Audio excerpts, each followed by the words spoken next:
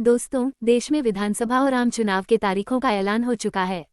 16 मार्च को चुनाव आयोग ने घोषणा की कि 7 चरणों में मतदान होगा और 4 जून को मतगणना। आप लोगों ने देखा होगा कि चुनाव के वक्त चारों ओर राजनीतिक पार्टियों के पोस्टर और बैनर लगे होते हैं। इन्हें देखकर आपके मन में यह सवाल तो आता होगा कि आखिर ये राजनीतिक पार्टियां कैसे बनती हैं? पार्टियों को चुनाव चिन्ह कैसे दिया जाता है? इसके लिए क्या नियम है और क्या प्रोसेस है? आज की इस वीडियो में हम आपको इन सभी सवालों के जवाब बताने वाले हैं, इसलिए वीडियो को अंत तक जरूर देखें। सबसे पहले जानते हैं कि भारत में कितनी तरह की पार्टियां हैं।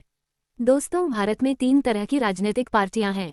पहला, राष्ट्रीय पार्टी। दूसरा, राज्य स्तरीय पार्टी। तीसरा, गैर मान्यता प्राप्त पार्टी। वर्तमान में अपने देश में कुल 7 राष्ट्रीय, 58 राज्य स्तरीय तथा 1786 गैर मान्यता प्राप्त राजनीतिक पार्टियां हैं। चुनाव में मिलने वाली वोट और सीटों की संख्या के आधार पर उन्हें राष्ट्रीय या राज्य की पार्टी का दर्जा मिलता है। बता दें कि इन पार्टियों की संख्या में समय समय पर बदलाव होता रहता है।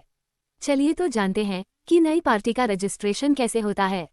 भारत में राजनीतिक पार्टी बनाने के लिए लोक प्रतिनिधित्व अधिनियम 1951 का प्रावधान है। चुनाव आयोग की आधिकारिक वेबसाइट पर इसकी प्रोसेस बताई गई है। चुनाव आयोग द्वारा दी गई जानकारी के मुताबिक सबसे पहले पार्टी बनाने वाले व्यक्ति को एक फॉर्म भरना होता है और इसे भरकर निर्वाचन आयोग को 30 दिन के भीतर भेजना होता है। इसके लिए निर्वाचन आयोग को प्रोसेसिंग फीस के रूप में 10,000 रुपये भी देने होते हैं, जो डीडी के माध्यम से जमा किए जाते हैं।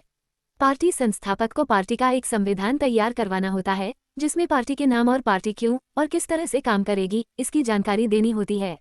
इस संविधान में ही पार्टी के कई नियमों का उल्लेख होगा, जिसमें अध्यक्ष आदि का चुनाव और अन्य नियम शामिल होंगे। इस संविधान से यह साफ होना चाहिए कि पार्टी भारत के संविधान और समाजवाद, धर्मनिरपेक्षता और लोकतंत्र के सिद्धांतों के प्रति सच्ची श्रद्धा और निष्ठा रखेगी। पार्टी बनने से पूर्व ही अध्यक्ष आदि की जानकारी देनी होगी और संविधान की कॉपी पर उनके साइन या मुहर लगे होना भी अनिवार्य है। अगर पार्टी के नाम कोई बैंक अकाउंट है तो उसकी जानकारी भी देनी होगी। पार्टी में न्यूनतम 100 सदस्य होने चाहिए और शर्त है कि वो किसी अन्य पार्टी से न जुड़े हों। पदाधिकारी, कार्यकारी समिति, कार्यकारी परिषद आदि की जानकारी पहले ही देनी होगी। साथ ही पार्टी को एक हलफनामा भी देना होगा, जिसमें ये बताया जाएगा कि पार्टी का कोई भी सदस्य अन्य किसी दूसरी पार्टी से नहीं जुड़ा है। चलिए तो जानते हैं कि चुनाव चिन्ह का आवंटन कैसे होता है। भारत का चुनाव आयोग ही राजनीतिक पार्टियों को चुनाव चिन्ह आवंटित करता है। संविधान के आर्टिकल 324 यानी representation of the people act 1951 या कंडक्ट ऑफ इलेक्शंस रूल्स 1961 के माध्यम से चुनाव आयोग को शक्ति प्रदान करता है, जिनका इस्तेमाल करके चुनाव आयोग ने चुनाव चिन्ह आदेश 1968 जारी किया था। राजनीतिक पार्टियों और उम्मीदवारों को चुनाव चिन्ह इसी के तहत आवंटित किए जाते हैं।